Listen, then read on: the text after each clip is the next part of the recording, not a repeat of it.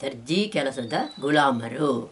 Lake ಬ್ಯೂತಾಂಗ್ ಎಂಬಾಕೆ ಥಾಯ್ಲ್ಯಾಂಡ್ನಲ್ಲಿ ಒಂದು ಸಿದ್ಧ ಉಡುಪುಗಳ ಕಾರ್ಖಾನೆಯಲ್ಲಿ ಕೆಲಸ ಮಾಡುತ್ತಿದ್ದಳು. ಅವಳು ತುಂಬ ಚೆನ್ನಾಗಿ ಬಟ್ಟೆ ಹೊಲಿಯುತ್ತಿದ್ದಳು. ಹಾಗಿದ್ದರೂ ಅವಳೊಬ್ಬಳ ದುಡಿಮೆಯಿಂದ ಸಿಗುವ 800 ರೂಪಾಯಿ ಸಂಬಳದಲ್ಲಿ ಅವಳಿಗೆ ಮತ್ತು ಅವಳ ಮಗಳಿಗೆ ಜೀವನ ಸಾಗಿಸಲು ಬಹಳ ಕಷ್ಟಪಡಬೇಕಾಗುತ್ತಿತ್ತು.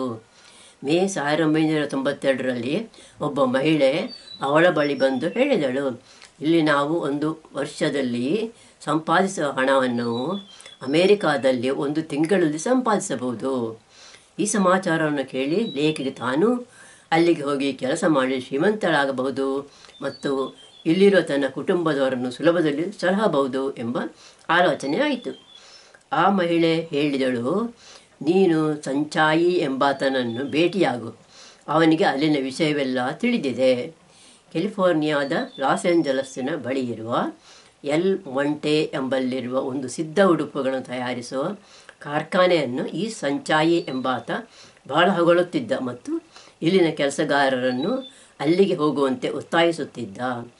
ಅವನ ಮಾತನ್ನು ಕೇಳಿದವರು ಅಲ್ಲಿ ಹೊಸ ಮಾದರಿಯ ಹೊಲಿಗೆ ಮಿಷಿನ್ಗಳು ಇರಬಹುದು, ಹೊಸ ಹೊಸ ರೀತಿಯ ಉಡುಪುಗಳನ್ನು ತಯಾರಿಸುತ್ತಿರಬಹುದು ಮತ್ತು ಕೆಲಸಗಾರರಿಗೆ ಎಲ್ಲ ಸೌಕರ್ಯಗಳಿದ್ದು ಅವರಲ್ಲಿ ಸಂತೋಷದಿಂದ ಕೆಲಸ ಮಾಡುತ್ತಿರಬಹುದು ಎಂದು ಭಾವಿಸುತ್ತಿದ್ದರು. ಬೆಳಿಗ್ಗೆ 8 ಗಂಟೆಯಿಂದ ಸಾಯಂಕಾಲ 6 ಗಂಟೆ ತನಕ ವಾರದಲ್ಲಿ 5 ದಿವಸ ಮಾತ್ರ ಕೆಲಸ ಮಾಡಿ ಅಲ್ಲಿ ತಿಂಗಳಿಗೆ 1200ರಿಂದ 2400 ರೂಪಾಯಿಗಳವರೆಗೆ ಹಣ ಸಂಪಾದಿಸಬಹುದು. ಅಲ್ಲದೆ ವಾರದ ರಜಾ ದಿನಗಳನ್ನು ಡಿಸ್ನಿಲ್ಯಾಂಡಿಗೆ ಹೋಗಿ ಸಂತೋಷದಲ್ಲಿ ಕಳೆಯಬಹುದು ಎಂದು ಸಂಚಾಯಿ ಅವರಿಗೆ ಭರವಸೆ ಕೊಡುತ್ತಿದ್ದ. ಇಲ್ಲಿನ ಕೆಲಸಗಾರರಿಗೆ ಅಲ್ಲಿಗೆ ಹೋಗಲು ವಿಮಾನದ ಖರ್ಚು ಮತ್ತು ಇನ್ನಿತರ ಖರ್ಚು ಒಟ್ಟು ಸೇರಿ 20,000 ರೂಪಾಯಿಗಳನ್ನು ಸಂಚಾಯಿಯೇ ಒದಗಿಸುತ್ತಿದ್ದ. ಅದನ್ನು ಇವರು ಅಲ್ಲಿಗೆ ಹೋಗಿ ಕೆಲಸ ಮಾಡಿ 3 ತಿಂಗಳಿನಲ್ಲಿ ತೀರಿಸಬೇಕಾಗಿತ್ತು. ಎಲ್ ಮೊಂಟೆಯಲ್ಲಿ ಥಾಯ್ಲ್ಯಾಂಡ್ನಲ್ಲಿದ್ದ ಲೇಕ್ ಬೂತಾಂಗ್ ತಾನೂ ಅಮೇರಿಕಕ್ಕೆ ಹೋಗುವ ಆಶಯದಿಂದ ಪಾಸ್ಪೋರ್ಟಿಗಾಗಿ ಅರ್ಜಿ ಹಾಕಿದಳು. ಸಂಚಾಯಿ ಅವಳ ಹೆಸರಿನಲ್ಲಿ ಖಾತೆ ತೆರೆದು ಬ್ಯಾಂಕಿನಲ್ಲಿ ಹಣ ಇಟ್ಟ. ಅಲ್ಲದೆ ಥಾಯ್ಲ್ಯಾಂಡ್ನಲ್ಲಿ ಅವಳು ಒಳ್ಳೆಯ ಕೆಲಸಗಾರಳಾಗಿದ್ದಾಳೆ, ಬುದ್ಧಿವಂತಳಾಗಿದ್ದಾಳೆ ಮತ್ತು ಹಿಂದಿರುಗಿ ಥಾಯ್ಲ್ಯಾಂಡಿಗೆ ಬರುವವಳು ಎಂಬುದಾಗಿ ಒಂದು ಸುಳ್ಳು ದಾಖಲೆ ಪತ್ರ ತಯಾರಿಸಿ ಕೊಟ್ಟ. ಬ್ಯಾಂಕಾಕ್ನಲ್ಲಿರುವ ಅಮೇರಿಕಾದ ಎಂಬೆಸಿಗೆ ವರ್ಷದಲ್ಲಿ ಇಂತಹ 90,000 ಅರ್ಜಿಗಳು ಬರುತ್ತಿದ್ದವು. ಲೇಕ್ ಬೂತಾಂಗ್ಗಳ ಪಾಸ್ಪೋರ್ಟ್ನಲ್ಲಿ 10 ವರ್ಷದ ವೀಸಾಕ್ಕೆ ಸ್ಟಾಂಪ್ ಹಾಕಿಸಿದ ನಂತರ ಸಂಚಾಯಿ ಜೊತೆಗೆ ಅವಳು ಬ್ಯಾಂಕಾಕ್ ವಿಮಾನ ನಿಲ್ದಾಣಕ್ಕೆ ಹೋದಳು. ಅವಳಂತೆ ಇನ್ನೂ 5 ಮಂದಿ ಕೆಲಸಗಾರರು ಅಮೇರಿಕಕ್ಕೆ ಹೋಗಲು ಅಲ್ಲಿಗೆ ಬಂದಿದ್ದರು. ಕೆಲವು ಟೂರಿಸ್ಟ್ ಕಂಪನಿಯವರು ನ್ಯಾಯಬಾಹಿರವಾಗಿ ಕೆಲಸಗಾರರನ್ನು ಥಾಯ್ಲ್ಯಾಂಡ್ನಿಂದ ಅಮೇರಿಕಕ್ಕೆ ಕಳಿಸುತ್ತಿದ್ದಾರೆ ಎಂದು ಅಮೇರಿಕಾ ಸರ್ಕಾರದ ಅಧಿಕಾರಿಗಳು ಹೇಳುತ್ತಿದ್ದರು. ಈ ರೀತಿ ಕೆಲಸಗಾರರನ್ನು ಕಳಿಸುವ 9 ಟೂರಿಸ್ಟ್ ಗೈಡ್ಗಳನ್ನು ಅವರು ಇನ್ನು ಮುಂದೆ ಅಮೇರಿಕಕ್ಕೆ ಹೋಗದಂತೆ ತಡೆದಿದ್ದರು. ಆದರೆ ಲೇಕ್ ಮತ್ತು ಇತರ 5 ಮಂದಿ ಕೆಲಸಗಾರರನ್ನು ಅವತ್ತು ಯಾರೂ ತಡೆದಿರಲಿಲ್ಲ. ಅವರು ಯಾವ ತೊಂದರೆಯೂ ಇಲ್ಲದೆ ವಿಮಾನ ಏರಿ ಲಾಸ್ ಏಂಜಲಸ್ ವಿಮಾನ ನಿಲ್ದಾಣದಲ್ಲಿ ಬಂದಿಳಿದರು. ಅಲ್ಲಿಗೆ ಸಿದ್ಧ ಉಡುಪಿನ ಕಾರ್ಖಾನೆಯ ಯಜಮಾನಿಯ ಮಗ ಫಾನ್ಸರ್ ಎಂಬಾತ ಇವರನ್ನು ಕರೆದುಕೊಂಡು ಹೋಗಲು ವ್ಯಾನ್ ತೆಗೆದುಕೊಂಡು ಬಂದಿದ್ದ. ಅಲ್ಲಿಂದಲೇ ಈ ಕೆಲಸಗಾರರಿಗೆ ಅಮೇರಿಕಾದ ಕನಸು ಹುಸಿಯಾಗತೊಡಗಿತು. ವ್ಯಾನ್ನಲ್ಲಿ ಕುಳಿತುಕೊಳ್ಳಲು ಸೀಟ್ ಇರಲಿಲ್ಲ. ಕೆಲಸಗಾರರು ತಮ್ಮ ಸಾಮಾನ್ಯ ಜೊತೆ ನೆಲದಲ್ಲಿ ಮುದುಡಿ ಕುಳಿತುಕೊಳ್ಳಬೇಕಾಯಿತು. ಅವರು ಎಲ್ ಮೊಂಟೆಯ ಸಾಂತಾ ಅನಿತಾ ಅವೆನ್ಯೂಗೆ ತಲುಪುವಾಗ ರಾತ್ರಿಯಾಗಿತ್ತು. ಒಂದು ದೊಡ್ಡ ಕಬ್ಬಿಣದ ಗೇಟಿನ ಮೂಲಕ ಹೋಗಿ ಗ್ಯಾರೇಜಿನ ಅರ್ಧ ತೆರೆದ ಬಾಗಿಲಿನ ಮೂಲಕ ಅವರು ಒಳಗೆ ಹೋದರು.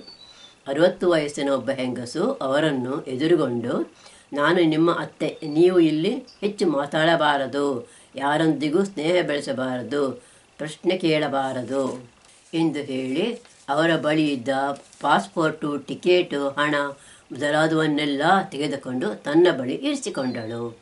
ಅವತ್ತು ಒಂದು ಚಿಕ್ಕ ಕೋಣೆಯಲ್ಲಿ ಇತರ 12 ಮಂದಿ ಹೆಂಗಸರ ಜೊತೆ ಲೇಕ್ ಮಲಗಿದಳು. ಬೆಳಿಗ್ಗೆ 5 ಗಂಟೆಗೆ ಎದ್ದು ಕ್ಯೂನಲ್ಲಿ ನಿಂತು ಸ್ನಾನ ಇತ್ಯಾದಿ ಮುಗಿಸಿದಳು. 7 ಗಂಟೆಗೆ ಅವರ ಕೆಲಸ ಪ್ರಾರಂಭವಾಯಿತು. ಅವರು ಕೆಲಸ ಮಾಡುವ ಕೋಣೆಯಲ್ಲಿ 15 ಹೊಲಿಗೆ ಯಂತ್ರಗಳಿದ್ದವು. ಲೇಕ್ ಮತ್ತು ಇತರರು ದಿನದಲ್ಲಿ 16 ಗಂಟೆ ದುಡಿದು ರವಿಕೆ, ಶರ್ಟು, ಪ್ಯಾಂಟು ಹೊಲಿಯತೊಡಗಿದರು. ಮಧ್ಯದಲ್ಲಿ ಸ್ವಲ್ಪ ವಿರಾಮ ಮಾತ್ರ ಅವರಿಗೆ ಸಿಗುತ್ತಿತ್ತು. ಕೆಲವೊಮ್ಮೆ ಅಪರಾಹ್ನ 1 ಗಂಟೆ ತನಕವೂ ವಿಶ್ರಾಂತಿ ಇಲ್ಲದೆ ಕೆಲಸ ಮಾಡಬೇಕಾಗುತ್ತಿತ್ತು. ಆ ಕೋಣೆಯಲ್ಲಿ ಇಲಿಗಳು ಮತ್ತು ಜಿರಳೆಗಳು ಅಲ್ಲಲ್ಲಿ ಓಡಾಡುತ್ತಿದ್ದವು. ಲೇಕ್ಗೆ ತಿಂಗಳಿಗೆ ಸಾಮಾನ್ಯವಾಗಿ 2,000 ರೂಪಾಯಿ ಸಿಗ್ತಿತ್ತು. ಆದರೆ ಅದರಿಂದ ಮನೆಯೊಡತಿ ಬಾಡಿಗೆ ಮತ್ತು ಇನ್ನಿತರ ಖರ್ಚು ಎಂಬುದಾಗಿ ಬಹಳಷ್ಟು ತೆಗೆದುಕೊಳ್ಳುತ್ತಿದ್ದಳು. ಇಲ್ಲಿ ಕೆಲಸಗಾರರೆಲ್ಲ ಕೈದಿಗಳಂತೆ ಇರಬೇಕಾಗುತ್ತಿತ್ತು. ಕಟ್ಟಡದಿಂದ ಹೊರಗೆ ಹೋಗುವ ಕಬ್ಬಿಣದ ಗೇಟಿಗೆ ಯಾವಾಗಲೂ ಬೀಗ ಹಾಕಿರುತ್ತಿತ್ತು. ಕಾಂಪೌಂಡ್ ಗೋಡೆ ಎತ್ತರವಾಗಿದ್ದು ಮೇಲೆ ಚೂಪಾದ ಕಬ್ಬಿಣದ ಸರಳುಗಳಿದ್ದವು. ಏಕಾಂತವಾದ ಜಾಗವೆಂಬುದೇ ಇರಲಿಲ್ಲ. ಒಂದು ಚಿಕ್ಕ ಬೆಡ್ರೂಮ್ನಲ್ಲಿ 12 ಮಂದಿ ಹೆಂಗಸರಿದ್ದರು. ಅವರೆಲ್ಲರೂ ಒಂದೇ ಬಾತ್ರೂಮನ್ನು ಉಪಯೋಗಿಸಬೇಕಿತ್ತು. ಹೊಲಿಗೆ ಮಿಷಿನ್ ಇರೋ ಕೋಣೆಯೊಳಗೆ 35 ಡಿಗ್ರಿ ತಾಪ ಇದ್ದರೂ ಕಿಟಿ ಬಾಗಿಲುಗಳನ್ನು ಯಾವಾಗಲೂ ಮುಚ್ಚಿಯೇ ಇರಿಸುತ್ತಿದ್ದರು. ಹೊರಗಿನವರಿಗೆ ಒಳಗೆ ಏನು ನಡೆಯುತ್ತದೆ ಎಂಬ ಸಂಗತಿ ತಿಳಿಯಬಾರದೆಂದು ಈ ರೀತಿ ಮಾಡಿದ್ದರು. ಇದರಿಂದಾಗಿ ಅಲ್ಲಿ ಕೆಲಸ ಮಾಡುವ ಲೇಕ್ ಮತ್ತು ಇನ್ನಿತರ ಹೆಂಗಸರಿಗೆ ಸೆಕೆಯಲ್ಲಿ ತುಂಬ ಕಷ್ಟವಾಗುತ್ತಿತ್ತು. ಶುದ್ಧವಾದ ಗಾಳಿ ಬಿಸಿಲು ಬೇಕೆಂದು ಯಾರಾದರೂ ಸ್ವಲ್ಪ ಹೊತ್ತು ಹೊರಗೆ ನಿಂತರೆ ಅವರನ್ನು ಬೈದು ಒಳಗೆ ಕಳಿಸುತ್ತಿದ್ದರು. ರಸ್ತೆಯ ಎದುರು ಬದಿಯಲ್ಲಿರುವ ಮನೆಯವರಿಗೆ ಇಲ್ಲಿ ಏನಾಗುತ್ತಿದೆ ಎಂದೇ ತಿಳಿಯುತ್ತಿರಲಿಲ್ಲ. ಇತರ ಹೆಂಗಸರ ಹಾಗೆ ಬಟ್ಟೆಯ ಧೂಳಿನಿಂದಾಗಿ ಲೇಕ್ ಕೂಡ ಅನಾರೋಗ್ಯದಿಂದ ಬಳಲುತ್ತಿದ್ದಳು. ಆಕೆಗೆ ಕೆಲವೊಮ್ಮೆ ಉಸಿರಾಟ ತೊಂದರೆ ಆಗುತ್ತಿತ್ತು. ಅಲ್ಲದೆ ಕೈಯಲ್ಲಿ ಗುಳ್ಳೆ ಎದ್ದು ನೋವಾಗುತ್ತಿತ್ತು. ಕೆಲವರು ತಲೆನೋವು, ಕಣ್ಣು ನೋವು ಮತ್ತು ಬೆನ್ನು ನೋವಿಂದ ಬಳಲುತ್ತಿದ್ದರು. ಹಾಗಿದ್ದರೂ ಮನೆಯ ಒಡತಿ ಅವರನ್ನು ಪರೀಕ್ಷಿಸುವುದಕ್ಕಾಗಿ ಡಾಕ್ಟರನ್ನು ಕಳಿಸುತ್ತಿರಲಿಲ್ಲ.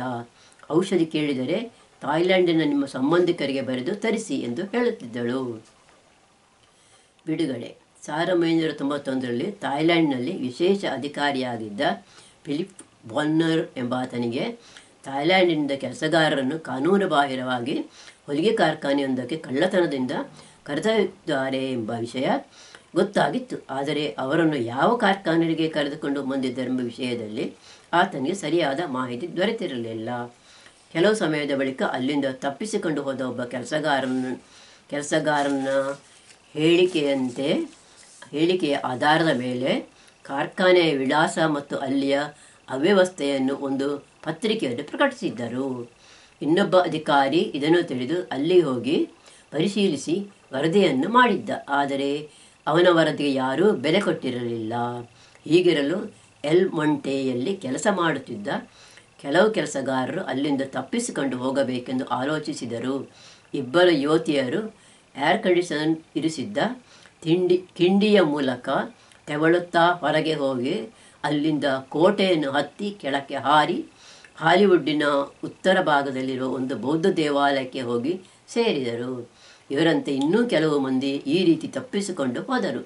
ಇದರಿಂದ ಕೋಪಗೊಂಡ ಮನೆಯೊಡತಿ ಇಲ್ಲಿಂದ ತಪ್ಪಿಸಿಕೊಂಡು ಹೋದವರ ಕುಟುಂಬವನ್ನೇ ನಾಶ ಮಾಡುತ್ತೇನೆ ಎಂಬುದಾಗಿ ಉಳಿದವರನ್ನೆಲ್ಲ ಬೆದರಿಸತೊಡಗಿದಳು. ಆಕೆಯ ಒಬ್ಬ ಮಗ ಲೇಕ್ಗೆ ಹೇಳಿದ, ನೀನೇನಾದರೂ ತಪ್ಪಿಸಿಕೊಂಡು ಹೋದರೆ ನಿನ್ನ ಕುಟುಂಬದವರನ್ನು ಬಾಂಬು ಹಾಕಿ ಕೊಲ್ಲುತ್ತೇನೆ ಎಂದು ಬೆದರಿಸಿದ. ಮನೆಯೊಡತಿ ಕಾಂಪೌಂಡ್ ಗೋಡೆ ಎತ್ತರವನ್ನು ಹೆಚ್ಚಿಸಿ ಅದರ ಮೇಲೆ ಕತ್ತಿಯ ಬಾಯಿಯಂತಹ ಚೂಪಾದ ತುದಿಯಿರುವ ಕಬ್ಬಿಣದ ಸಲಕೆಗಳನ್ನು ಹಾಕಿಸಿದಳು. ಬೆಡ್ರೂಮ್ ಮತ್ತು ಬಾತ್ರೂಮಿನ ಕಿಟಕಿಗಳನ್ನು ಪ್ಲೈವುಡ್ಡಿನಿಂದ ಮುಚ್ಚಿಸಿದಳು. ಯಾರೂ ತಪ್ಪಿಸಿಕೊಂಡು ಹೋಗದಂತೆ ರಾತ್ರಿ ಹಗಲು ಕಾಯಲು 2 ಕಾವಲುಗಾರರನ್ನು ನೇಮಿಸಿದಳು. ಮೊದಲಿಗೆ ಇಲ್ಲಿಯ ಹೆಂಗಸರು ಸಂತೋಷದಲ್ಲಿರಲೆಂದು ಊರಿನಿಂದ ಬಂದ ಪತ್ರಗಳನ್ನು ಅವರಿಗೆ ಓದಲು ಕೊಡುತ್ತಿದ್ದರು ಮತ್ತು ದೂರವಾಣಿಯ ಮೂಲಕ ಸಂಬಂಧಿಕರೊಂದಿಗೆ ಮಾತನಾಡಲು ಬಿಡುತ್ತಿದ್ದರು. ಆದರೆ ಈಗ ಆ ರೀತಿ ಬಂದ ಪತ್ರಗಳನ್ನು ತಾವೇ ಓದಿ ನೋಡಿ ಬಿಸಾಡಲು ಪ್ರಾರಂಭಿಸಿದ್ದರು. ಅಲ್ಲದೆ ಇವರು ಬರೆದ ಕಾಗದಗಳನ್ನು ಓದಿ ನೋಡಿ ಕೆಲವನ್ನು ಮಾತ್ರ ಕಳಿಸುತ್ತಿದ್ದರು. ಸಾವಿನ ಹೊಸ್ತಿಲಲ್ಲಿದ್ದ ಒಬ್ಬ ಮುದುಕ ತನ್ನ ಮಗಳನ್ನು ನೋಡಬೇಕೆಂದು ಥಾಯ್ಲೆಂಡಿನಿಂದ ಬರೆದ ಪತ್ರವನ್ನು ಮನೆಯೊಡತಿ ಮಾನ್ಸು ರಂಕುಸ್ಕುನ್ಲು ಆ ಮುದುಕನ ಮಗಳಿಗೆ ತೋರಿಸದೆ ಹಾಗೇ ಇಟ್ಟಿದ್ದಳು ಎಂದು ಅನಂತರ ಅಲ್ಲಿ ಕೆಲಸ ಮಾಡುತ್ತಿದ್ದವರಿಗೆ ಗೊತ್ತಾಯಿತು. 1995 ಆಗಸ್ಟ್ 15 ಬೆಳಗಿನ ಜಾವ ಲೇಕ್ ಮಲಗಿದ್ದ ಮೊದಲ ಮಹಡಿಯ ಕೋಣೆಯ ಬಾಗಿಲನ್ನು ಯಾರೋ ಗುದ್ದಿದಂತೆ ಸದ್ದಾಯಿತು. ಯಾರೊಬ್ಬರೂ ಹೇಳಲಿಲ್ಲ. ಲೇಕ್ ತಾನು ಕನಸು ಕಾಣುತ್ತಿರಬಹುದೆಂದು ಗ್ರಹಿಸಿದಳು. ಆದರೆ ನಿದ್ರೆಯಿಂದ ಎಚ್ಚೆತ್ತಾಗ ಹೊರಗಿನಿಂದ ಪೊಲೀಸರು ತಾಯಿ ಭಾಷೆಯಲ್ಲಿ ಕರೆಯುವುದು ಕೇಳಿಸಿತು ಮತ್ತು ಮನೆಯೊಡತಿಯೊಡನೆ ಮಾತಾಡುವುದು ಕೇಳಿಸಿತು.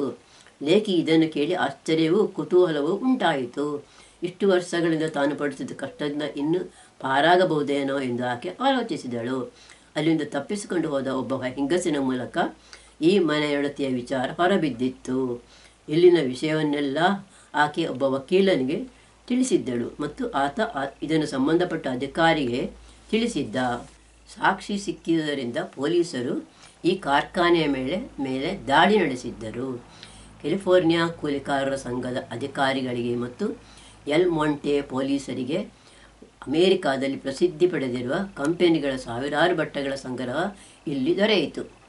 ಎಲ್ ಮೊಂಟೆಯ ಇತರ ದೊಡ್ಡ ದೊಡ್ಡ ಅಂಗಡಿಯವರು ಮಾರಾಟಕ್ಕಾಗಿ ಇಲ್ಲಿ ತಯಾರಾದ ಬಟ್ಟೆಗಳನ್ನು ಕೊಂಡುಕೊಂಡಿರುವುದರೆಂದು ಕೂಲಿಕಾರರ ಸಂಘದ ಕಾರ್ಯದರ್ಶಿ ರಾಬರ್ಟ್ ರಿಕ್ ಮೂಲಕ ತಿಳಿಯಿತು. ಪೊಲೀಸರಿಗೆ ಅತ್ತೆಯ ಹೆಸರಿನಲ್ಲಿ ಬ್ಯಾಂಕಿನಲ್ಲಿ $8,50,000 ಅಂದರೆ ಸುಮಾರು 4 ಕೋಟಿ ರೂಪಾಯಿಗಳಷ್ಟು ಮತ್ತು 2.5 ಲಕ್ಷ ರೂಪಾಯಿ ಬೆಲೆ ಬಾಳುವ ಚಿನ್ನಾಭರಣಗಳು ಇರುವುದು ತಿಳಿಯಿತು. ಅಲ್ಲದೆ ಇನ್ನಿತರ ದಾಖಲೆಗಳ ಮೂಲಕ ಥಾಯ್ಲೆಂಡಿನಲ್ಲಿರುವ ಬ್ಯಾಂಕಿನ ಖಾತೆಗೆ ಇಲ್ಲಿಂದ ಸಾವಿರಾರು $1,000 ಕಳಿಸಿರುವುದು ಪತ್ತೆಯಾಯಿತು. ಇಲ್ಲಿ ಅಷ್ಟು ವರ್ಷ ಕೆಲಸ ಮಾಡಿರುವವರಲ್ಲಿ ಕೆಲವರು ಮಾತ್ರ ಹಣ ಮಾಡಿದ್ದರು. 3 ವರ್ಷ ಕೆಲಸ ಮಾಡಿದ ಲೇಖಿಗೆ ಸಂಚಾಯಿಯ ಹತ್ತಿರ ತೆಗೆದುಕೊಂಡಿದ್ದ 20,000 ಸಾಲವನ್ನು ತೀರಿಸುವುದಕ್ಕೆ ಮಾತ್ರ ಸಾಧ್ಯವಾಗಿತ್ತು. ಇನ್ನೊಬ್ಬ ಹೆಂಗಸು 6 ತಿಂಗಳ ಮೊದಲೇ ತನ್ನ ಸಾಲವನ್ನು ತೀರಿಸಿದಳಾದರೂ ಆಕೆಗೆ ಅಲ್ಲಿಂದ ಹೊರಗೆ ಹೋಗಲು ಅನುಮತಿ ಸಿಕ್ಕಿರಲಿಲ್ಲ. ಮೇ 1996ರಲ್ಲಿ ಈ ಅಮಾನುಷ ಜೀತ ಪದ್ಧತಿಯ ಬಗ್ಗೆ ಕೋರ್ಟಿನಲ್ಲಿ ವಿಚಾರಣೆಯಾದ ನಂತರ ಮಾನ್ ಸುರಂಗ್ಕುನ್ಗೆ 7 ವರ್ಷ ಜೈಲುವಾಸದ ಶಿಕ್ಷೆಯಾಯಿತು. ಅವಳ ಬಳಿ ಗುಲಾಮರಾಗಿ ಕೆಲಸ ಮಾಡಿದವರಿಗೆ ಆಕೆ $4.5 ಮಿಲಿಯನ್ ಕೊಟ್ಟರೆ ಮಾತ್ರ ಅವಳನ್ನು ಬಿಡಬಹುದೆಂದು ತೀರ್ಮಾನವಿತ್ತರು. ಅವಳ 3 ಮಕ್ಕಳಿಗೆ ಮತ್ತು ಅವಳ 3 ಸಹಾಯಕರಿಗೆ 4 ವರ್ಷದ ಜೈಲುವಾಸವಾಯಿತು. ಆಕೆಯ ಇನ್ನಿಬ್ಬರು ಮಕ್ಕಳಾದ ಸಂಚಾಯಿ ಮತ್ತು ಚವಲಿಟ್ ಎಂಬವರು ಮಾತ್ರ ಅಲ್ಲಿಂದ ತಪ್ಪಿಸಿಕೊಂಡು ಹೋಗಿದ್ದರು. ಎಲ್ ಮೊಂಟೆಯಲ್ಲಿನ ಈ ವಿದ್ಯಮಾನಗಳು ದಿನಪತ್ರಿಕೆಯ ಮುಖಪುಟದಲ್ಲಿ ಪ್ರಕಟವಾದುದರಿಂದ ಥಾಯ್ಲೆಂಡಿನಲ್ಲಿರುವ ಇವರ ಸಂಬಂಧಿಕರಿಗೂ ಇದು ಗೊತ್ತಾಯಿತು.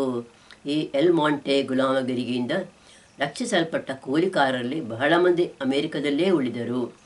ಲೇಕ್ ಕ್ಯಾಲಿಫೋರ್ನಿಯಾದಲ್ಲಿ ನ್ಯಾಯಬದ್ಧವಾದ ಒಂದು ಬಟ್ಟೆ ಅಂಗಡಿಯಲ್ಲಿ ಕೆಲಸಕ್ಕೆ ಸೇರಿದಳು ಮತ್ತು ಬಿಡುವಿದ್ದಾಗ ಇಂಗ್ಲೀಷ್ ಭಾಷೆ ಕಲಿಯತೊಡಗಿದಳು. ಇನ್ನು ಮುಂದೆ ಯಾರಾದರೂ ಪರದೇಶದಲ್ಲಿ ಕೆಲಸ ಕೊಟ್ಟರೆ ಅಲ್ಲಿ ಕೆಲಸಕ್ಕೆ ಹೋಗಬೇಕೆಂದಿರುವವರು ಅಲ್ಲಿನ ವಿಷಯ ಸರಿಯಾಗಿ ತಿಳಿದುಕೊಂಡು ನಂತರವೇ ಹೋಗಬೇಕೆಂದು ಆಕೆ ಎಚ್ಚರಿಸುತ್ತಾಳೆ.